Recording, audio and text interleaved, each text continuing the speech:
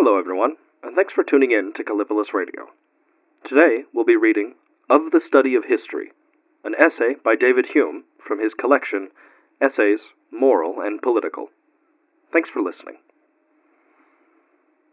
There is nothing which I would recommend more earnestly to my female readers than the study of history, as an occupation of all others the best suited both to their sex and education, much more instructive than their ordinary books of amusement, and more entertaining than those serious compositions which are usually to be found in their closets.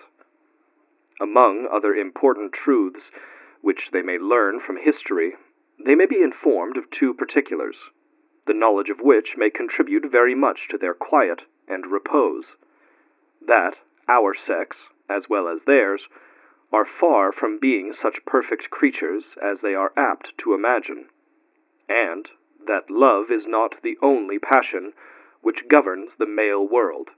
but is often overcome by avarice, ambition, vanity, and 1,000 other passions.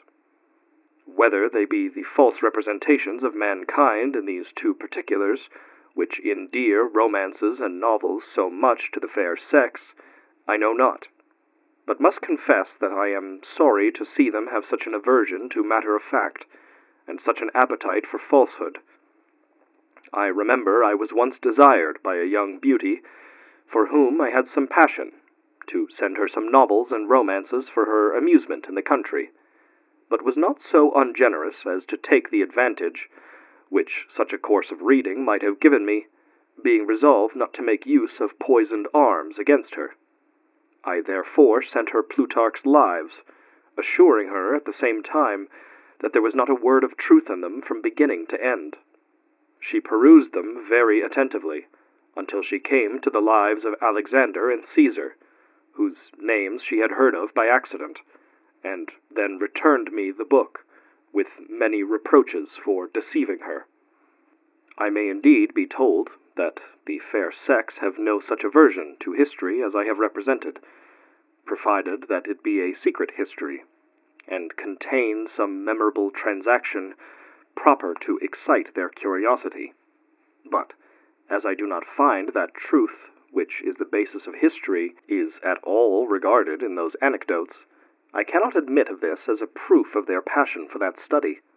However this may be, I see not why the same curiosity might not receive a more proper direction, and lead them to desire accounts of those who lived in past ages, as well as of their contemporaries. What is it to Cleora whether Fulvia entertains a secret commerce of love with Philander or not? Has she not equal reason to be pleased, when she is informed, what is whispered about among historians, that Cato's sister had an intrigue with Caesar,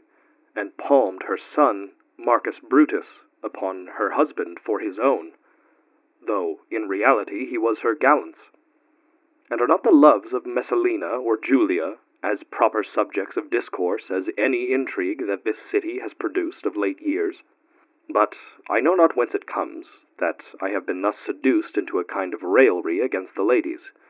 unless perhaps it proceed from the same cause, which makes the person, who is the favorite of the company, be often the object of their good-natured jests and pleasantries. We are pleased to address ourselves after any manner to one who is agreeable to us, and at the same time presume that nothing will be taken amiss by a person who is secure of the good opinion and affections of everyone present. I shall now proceed to handle my subject more seriously, and shall point out the many advantages which flow from the study of history, and show how well suited it is to everyone, but particularly to those who are debarred the severer studies by the tenderness of their complexion, and the weakness of their education. The advantages found in history seem to be of three kinds, as it amuses the fancy, as it improves the understanding, and as it strengthens virtue. In reality, what more agreeable entertainment to the mind than to be transported into the remotest ages of the world, and to observe human society, in its infancy, making the first faint essays towards the arts and sciences, to see the policy of government, and the civility of conversation refining by degrees, and everything which is ornamental to human life advancing towards its perfection. To remark the rise, progress, declension, and final extinction of the most flourishing empires, the virtues which contributed to their greatness, and the vices which drew on their ruin.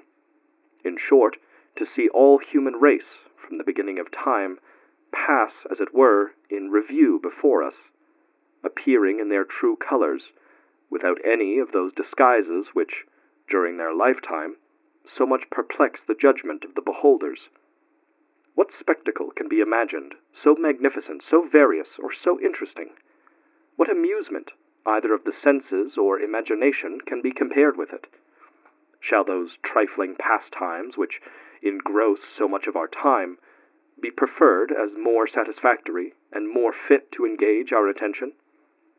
How perverse must that taste be which is capable of so wrong a choice of pleasures? But history is a most improving part of knowledge, as well as an agreeable amusement, and a great part of what we commonly call erudition, and value so highly, is nothing but an acquaintance with historical facts. An extensive knowledge of this kind belongs to men of letters, but I must think it an unpardonable ignorance in persons of whatever sex or condition